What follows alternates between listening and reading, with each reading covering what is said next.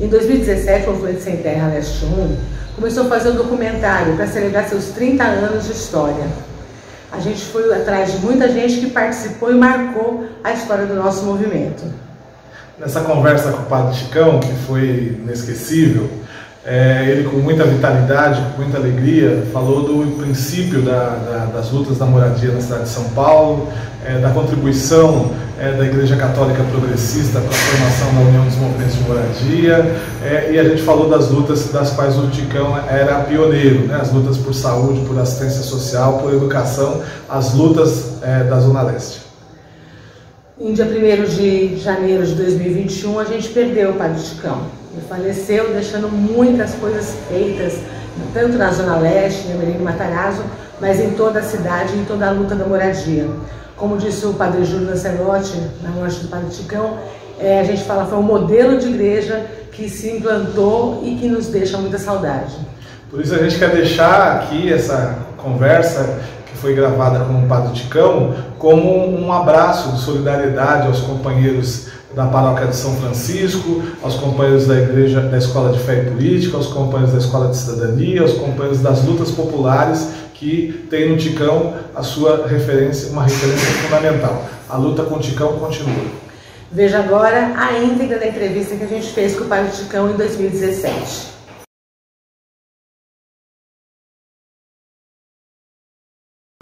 Eu estou há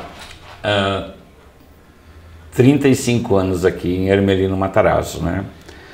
Eu cheguei em 1982 e logo a seguir começaram umas ocupações aqui na Zona Leste, né? E principalmente aqui em Ermelino Matarazzo, que até hoje é uma grande ocupação ali do Jardim Verônia, né? Parque Boturuçu. E aqui do lado, atrás da igreja, tinha uma das maiores favelas, que era a Santa Inês, a Nossa Senhora Aparecida. E em 82, o grande foco nosso foi a luta da urbanização da favela e das favelas, né? Que esse movimento cresceu bastante em São Paulo. E aqui culminou em 82, depois com a Luísa Erundina, na década de 90, e terminou recentemente. O que a Erundina não conseguiu fazer, terminou recentemente o último pedaço da favela que foi urbanizado. Então, da parte da favela, foi uma luta, claro que nasceram muitas favelas, né? Eu acho que esse ano me falaram que surgiram cerca de 30 núcleos de favelas na cidade de São Paulo, na cidade mais rica do Brasil. Mas com um prefeito canalha desse, não, o que você vai esperar, não? Senão, sem uma política habitacional, né? Pelo contrário, ainda privatizar a cidade. Da parte dos movimentos de ocupações, aí foi uma luta muito grande e muito difícil, porque era muito despejo, né? Naquela época não tinha celular, né? Então você ficava esperando aqui na igreja aonde que estava acontecendo algum despejo. A gente tinha um fusquinha e saía correndo com esse fusquinha, né? Chamava a imprensa, né? Em 87 foi assim o auge das ocupações na Zona Leste e na cidade, eu acho, né? Começou no Carnaval de 87, bem no fundo da Zona Leste, e ela veio e foi uma coisa. Aqui do lado tinha um lote, né, que ficou a lei do barbante, né, que as pessoas ocupavam e demarcavam com barbante. Isso foi assim, e começamos a fazer um grande cadastramento das famílias. Deu 33 mil famílias que ocuparam terras, né? Envolveu aí cerca de 150 mil pessoas. Tem um livro, você conhece o livro de Dom Angélico? Sim. Você conhece ou não? Eu ganhei de você. Ganharam de presente. A capa do livro foi uma plenária de 1987. Tá assim, Dom Angélico, e ali naquela praça tinha umas 30 mil pessoas. Era uma loucura, vinha gente, era um mar de gente. Eu me lembro que foi até um domingo de Ramos, e o pessoal com os ramos nas mãos, né? e Dom Angélico, aquele entusiasmo dele até hoje, né?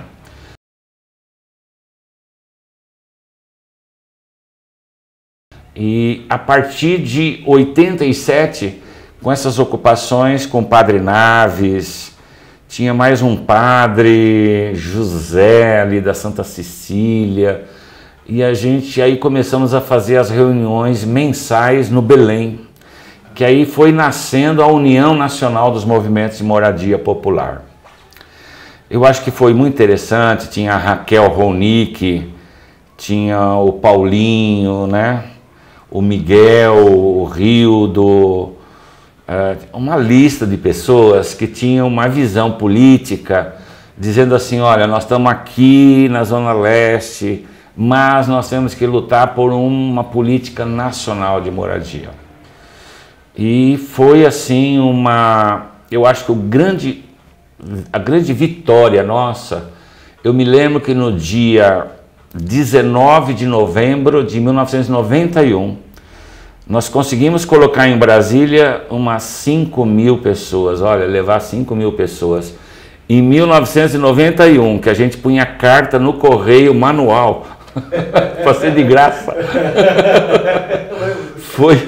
Nós fizemos, aí tivemos um apoio da CNBB, e aí nós fizemos cartas, passava a noite, porque pegamos a listagem das paróquias, né? Porque nós tínhamos que ter tantas folhas de abaixo-assinado, né? Precisava ter 1 milhão de assinaturas, mas tinha que ter de todos os estados do Brasil, né? E aí nós fizemos assim uma carta abaixo-assinado, mandamos para 10.000 paróquias do Brasil. E o pessoal ficava até meia-noite fazendo cartas, outro dia correio, né? E conseguimos, né, vir gente de todo o Brasil, né, o abaixo-assinado, o pessoal respondendo, né? Foi uma beleza. No dia 19 de novembro de 1991, em frente ao Congresso, tinha um caminhãozinho. Em cima desse caminhão estava o Lula, né? Estava a Luísa Erundina, Suplicy, que não pode faltar nunca. Mas estava lá presente, né, todas as lideranças do Brasil. E a gente ia para Brasília, a gente ficava no estádio, né? Ficava no estádio, aquela loucura, o pessoal dormindo e aquela água, o pessoal tomando banho, a água entra. Mané Garrincha, o antigo Mané Garrincha, né? Mas, né, a Ivanise, né, tanta gente preocupada, a gente queria ter marmitex para todo mundo, né? Nossa, a gente ficava assim numa tensão. A Luísa Erundina teve um ano numa caravana que nós fomos falar com ela, Erundina, nós queríamos levar frutas, né, para a estrada e tal. Ela falou, pois não. Aí ela chamou João Carlos, né? João Carlos Alves. Ele era o secretário da Agricultura, da Merenda, né? E aí na Praça da Sé encostaram uns caminhões com sacolas, tudo já preparado, o ônibus, tinha acho que uns 30 ônibus, né? E cada ônibus já tinha sua sacola, uma organização assim, né? Com aquelas dificuldades daquela época, né?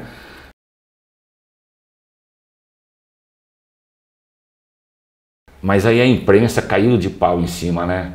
Erundina, aí veio um repórter para mim e eu falei assim, o que você está reclamando das maçãs? Vai lá dentro do palácio agora, a elite está tudo lá comendo caviar com o nosso dinheiro. Aí o repórter abaixou a bola. Mais uma vez, fomos no programa da Hebe Camargo para falar das ocupações, né? Eu me lembro que a Hebe Camargo, aquele jeito dela, né, assim, aquela direitona assim, né, odiando as ocupações, né?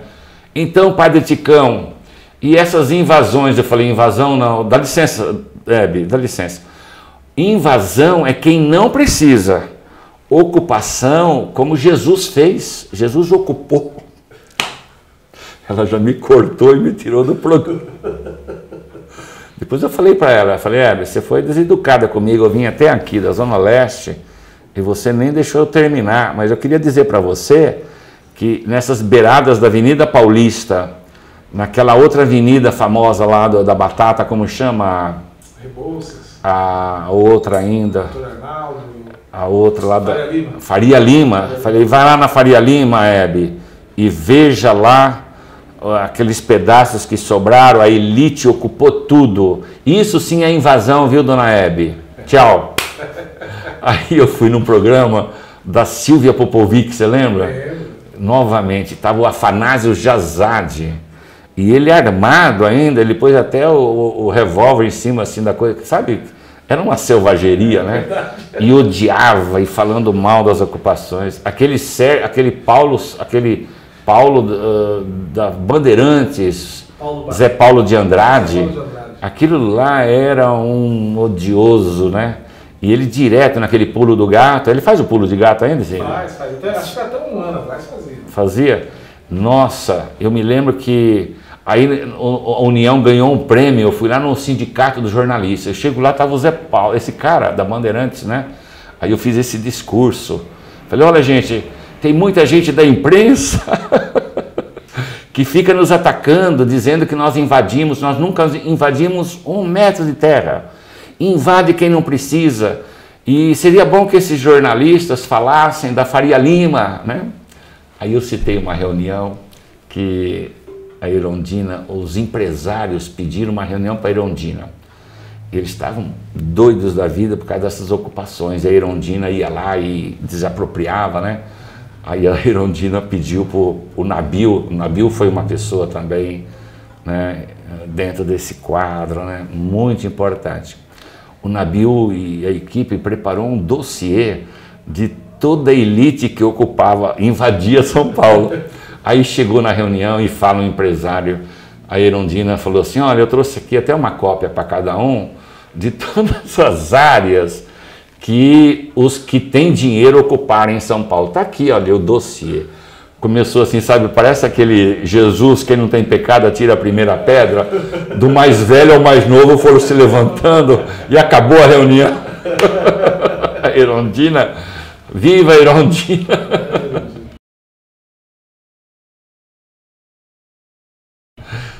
E os mutirões? Como é que era essa história dos mutirões? Como é que o povo passou a construir junto? Olha, eu acho assim que nós tivemos, falando dos mutirões, nós tivemos 5 fases. Foi uma fase que, no começo, que a família recebia a terra e fazia autoconstrução. Era um mutirão mais ou menos familiar, ou juntava, né? Depois nós tivemos um segundo momento, que foi o mutirão mesmo, né? Organizado, né? E tivemos grandes sucessos, né? Eu acho que aí nós, aqui na Zona Leste, em 33 anos, em maio nós fizemos 33 anos aqui, deu 35 mil moradias, né?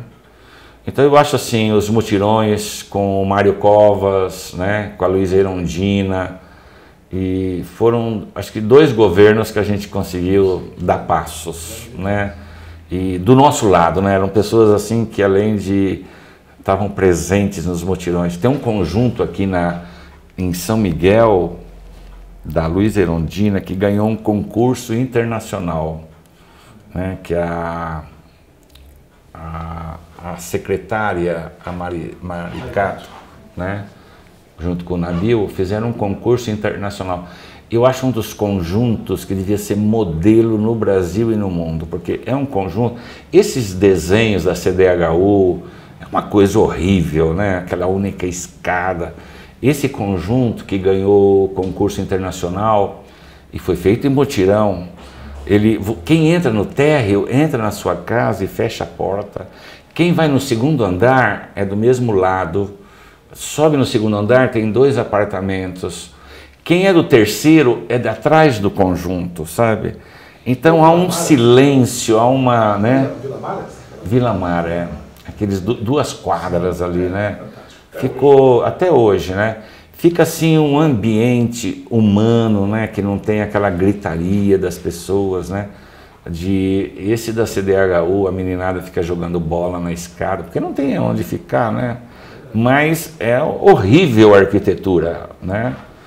Então eu acho assim que nós tivemos, era possível a gente resolver o problema do Brasil com mutirões. Quem faz essa cidade são os trabalhadores. Nós tínhamos muita gente contra os mutirões, mas eu dizia, olha, eu dizia sempre, falei assim, olha, eu também sou contra mutirão. Tomara que o trabalhador conseguisse a sua casa, mas quem construiu essa cidade, está construindo, são os trabalhadores. E eles trabalharam a vida toda na construção civil e não tem nenhuma casa. Pelo menos eles vão trabalhar 1 ano ou no máximo 2 anos, se o governo não atrapalhar, deu repasse. Em 1 ano é possível inaugurar belos conjuntos. E nós inauguramos aqui, né, na cidade, né, belos conjuntos no Brasil de conjuntos em mutirão.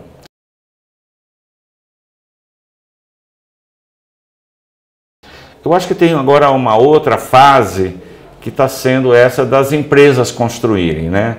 Que é o grande problema que eu acho que vai ter aí, é que tem que ter uma fiscalização muito grande. E eles querem, agora estão cortando a fiscalização. Nós tivemos conjuntos aqui na região, em Guarulhos, que foram mal feitos, né? Não teve a fiscalização dos arquitetos, dos engenheiros que deveria ter, né? E agora, para isso, tem que ter o recurso disponível para essa parte, né? Nós não podemos permitir que essa parceria empresa, às vezes dá assim, né? O estado mínimo, né? Como esse Dória, né? Gestor do capital privado, que é o capital dele, né? Para ele. Então, ele defende o estado mínimo. Não, o estado tem que ser do tamanho que garanta uma moradia digna, que garanta a saúde. O estado não deve ser nem máximo nem mínimo. Ele tem que ser o necessário para garantir a dignidade para todo mundo nesse país. Nós estamos na cidade mais rica, nós estamos num país que é de uma beleza natural. Está sendo saqueado esse país há 500 anos. E esse sacana desse Temer, né? Ele está entregando o Brasil para o capital internacional, né? É um golpista, um entreguista, um corrupto, né? Público, que ele vai ter que passar por um julgamento. Esse Temer tem que passar por um julgamento, um tribunal tem que ser feito. E esse pessoal americano que está comprando o petróleo agora, tem que ter um tribunal para esse pessoal devolver esse roubo que eles estão fazendo. Tanto que no dia do golpe, no outro dia o Aloysio Nunes estava nos Estados Unidos. E agora o Aloysio Nunes, golpista, está junto dos esquemas de corrupção agora, né? Então a parte dele já pegou e vai pegar mais, né? Então, para a gente ver que nós temos que ter um governo. Agora eu acho que tivemos um retrocesso, né, daquilo que nós conquistamos com Luiz Erundina, com Lula, com Dilma, né?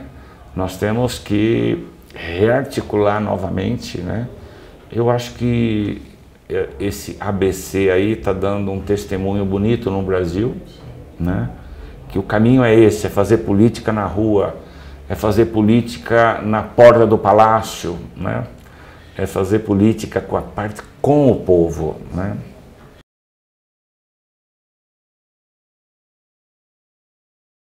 E a luta da moradia abriu também outras lutas, né? A luta por educação, a luta por saúde. Qual que é a perspectiva dessas lutas hoje? Olha, eu acho que quando nós tivemos um crescendo dos partidos populares que apareceram, de maneira especial o PT, né? Que foi um partido que nasceu dessas lutas, nós tivemos assim um avanço muito grande, né? Eu acho que com o Lula e a Dilma, eu acho que houve um distanciamento dos movimentos. Faltou por parte dos movimentos um espírito crítico de que deveria ter fortalecido mais os movimentos. Muitas lideranças dos movimentos sociais foram para a máquina do governo e viraram as costas para o povo. Muitos sindicalistas viraram as costas para o povo. E hoje nós estamos assistindo um povo que, né, por muitas razões, um povo que está desarticulado, né? Aqui na nossa região a gente faz um esforço terrível, né, de manter a luz acesa da saúde, né? Agora uma grande luta que nós vamos travar é que o SUS ele adote uma medicina e uma saúde preventiva. Ou nós brigamos por isso, ou não tem dinheiro que aguenta a saúde. Nós não temos Ministério da Saúde, nós temos Ministério das Doenças, não tem Secretaria de Saúde, tem Secretaria das Doenças. Estão transformando os médicos e os agentes comunitários de saúde em entregadores de remédios laboratórios. E os laboratórios são quase todos internacionais e eles estão dominando a nossa saúde. Outro dia mostrou aí uma fila de remédio de alto custo, 3 horas pessoas na fila. Isso é da máfia internacional. Médicos, né, da máfia branca junto com os laboratórios receitando esses remédios químicos que está abreviando a vida do povo. Tanto que saiu essa pesquisa agora, Edilson, da desigualdade na cidade de São Paulo.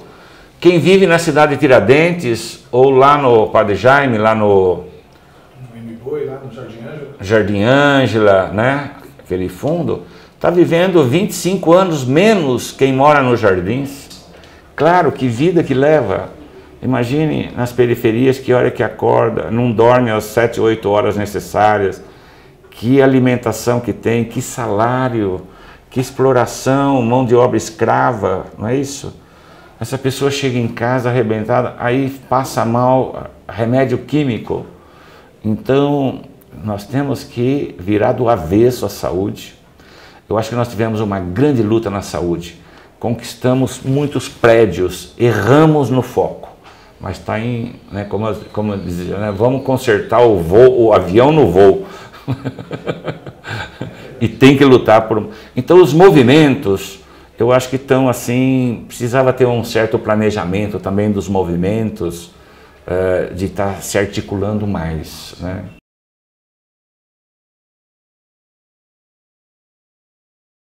Eu acho que a Igreja de São Paulo, com o cardeal D. Paulo Evaristo Arnes, que é o nosso grande patrono dessa luta.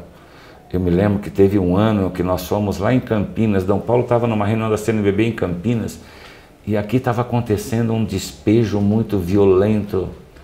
E aí nós fomos lá, D. Paulo nos recebeu, ele falou, olha, eu posso receber vocês 11 horas da noite. Eu estou aqui em reuniões, mas ele nos recebeu com aquele carinho de sempre e falou... todo o apoio. Ele ligou para o governador, de lá ele foi fazendo ligações, né? E chegou uma hora que ele falou, estou com uma dor de cabeça, o pessoal da PUC agora quer entrar em greve. Aqueles estudantes lá, eles gastam numa noite de cervejada mais do que a prestação da PUC. Eu vendo a PUC e dou para vocês. Falei, D. Paulo, esse é o nosso cardeal do povo, dos pobres, né? Vocês têm o livro de D. Paulo, né? Tem. Você tem? Mas você vai ganhar um de presente hoje. Mas D. Paulo foi um grande incentivador. Eu ia te perguntar do D. Paulo, mas você falou uma coisa muito bonita dele. Aproveita e faz um registro também do que representou para a luta do povo a atuação de D. Luciano e de D. Angélico.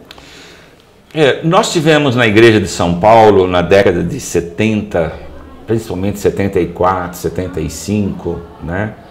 A vinda de D. Angélico aqui no fundo da Leste, e na Leste 1, o D. Luciano Mendes de Almeida, né? Um santo, que foram D. Mauro Morelli na Zona Sul e D. Paulo. D. Paulo tinha um jeito que a gente precisava retomar aquele jeito dele. A cada 4, 5 anos, D. Paulo chamava toda a cidade para fazer um planejamento dos próximos 4 anos. Ele não fazia como faz um cardeal aí, que reúne para falar da farinha. Pelo amor de Deus. Aí, D. Paulo fazia um planejamento e era votado, né, na Assembleia, todo mundo tinha os cartões, né? E toda vez moradia, saúde, estava sempre nas prioridades, né? Sempre era periferia, Então, e D. Paulo ele fazia uma semana de fé e compromisso social na catedral e chamava as autoridades, lá chamava o ministro da habitação, chamava o secretário estadual e o povo, né, na catedral pressionando. Foi também um grande alavanca, né, para as nossas vitórias. Então, D. Paulo Evaristo Arnes, um profeta, né, D. Angélico aqui na Zona Leste, né, assim, ele que eu cheguei aqui, imagine, chega um caipira lá do interior, né, sou de uma cidadezinha chamada Urupês. E aí eu chego aqui em São Paulo, isso aqui é uma loucura, né, e aí ele falou assim, ó, tá tendo muita ocupação, em 1983, comece a pensar com um grupo, aí reúne um grupo de padres, vocês vão organizar a pastoral da moradia aqui. E aí nós fizemos a primeira reunião em maio de 84, né? Tinha o padre Nildo, que faleceu num acidente, tinha o padre Chico Falcone, que também faleceu, e aí nós tínhamos um grupo grande de seminaristas, de freiras religiosas, né? E toda uma igreja de São Paulo. Depois que tivemos também, o que fragmentou muitos movimentos foi quando o Vaticano dividiu a cidade, né?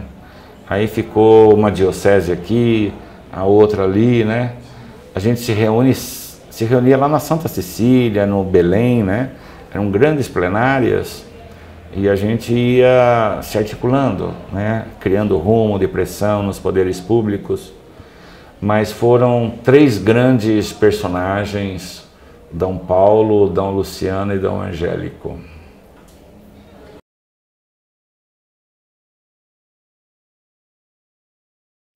Olha, eu acho assim que a gente precisava retomar a questão da moradia a nível de cidade, né?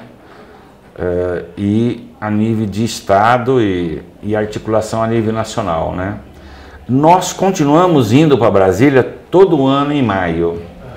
Eu acho que para o ano que vem a gente deveria se articular uma coisa mais forte, né? Vamos pensar um pouco, quem sabe a cineasta já passa o filme lá em Brasília para nós.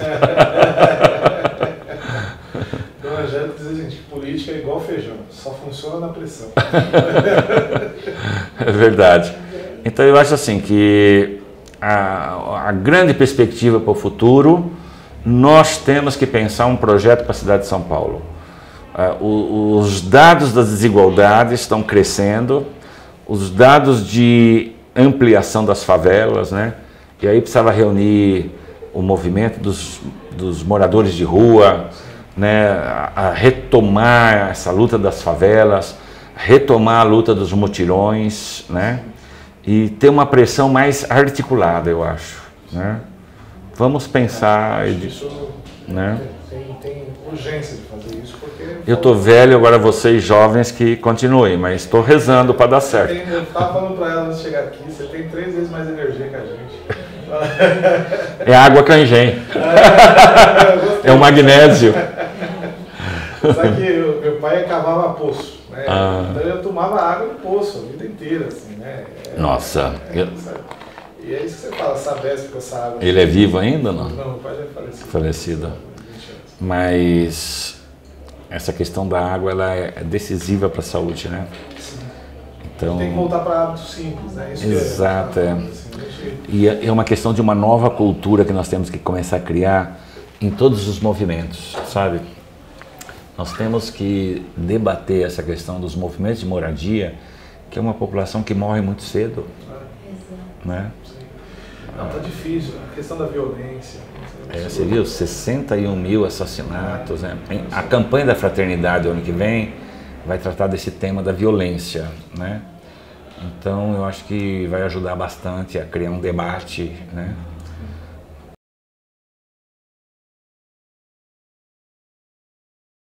Eu acho assim, nós estamos no ano eleitoral, é muito importante nesse ano eleitoral a gente fazer uma articulação e pressionar os partidos, né? É até um trabalho educativo, nós vamos fazer isso na saúde. Toda sexta-feira a gente vai querer trazer um partido para o pessoal se educando nas siglas, né? Porque na hora de votar, a primeira coisa que a pessoa tem que saber é que partido que está. E não é assim, né? Teve agora o Congresso, né, o grande movimento na China agora, das eleições na China. Mas é significativo a metodologia. Primeiro, eles traçam as metas de 5, 10, 15, 20 anos. E depois eles elegem aquelas pessoas que vão seguir as metas.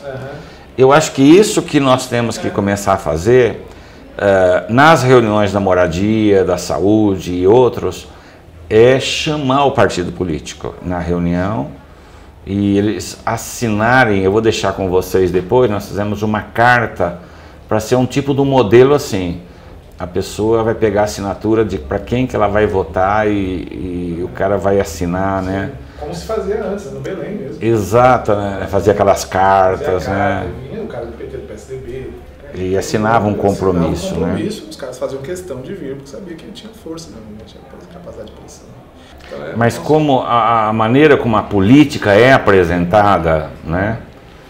Tem aí nós trabalhamos uma discussão que precisava levantar também, que era o mandato comunitário. Sim. Eu acho que precisava acabar com esse mandato individual, já cansou isso daí, né? E que foi matando novas lideranças, né? Então o cara tem um mandato, tem que ter o pessoal que está ao redor dele, não pode surgir novas pessoas, senão... corte, né, que é mais realista que o rei. Exatamente. E aí nós fizemos aqui um texto, um livrinho muito interessante que chama Mandato Comunitário. E aí tem o Hessel, Stephanie Hessel, um velhinho, ele diz assim, pode ir para a rua fazer barulho, mas se não participar do partido político, olha, não tem saída. Aí a pessoa fala, mas o partido tem esses problemas. Tem sim, todo partido tem problema, mas escolha um partido, entre lá dentro e faça a luta dentro do partido. Não adianta você ir para a rua gritar e não participar do partido político. Isso é fundamental. A política é o que decide a história. Agora isso, a população, para acreditar nisso, né? Mas, como se diz, né? A luta continua, companheiros. Com certeza, não.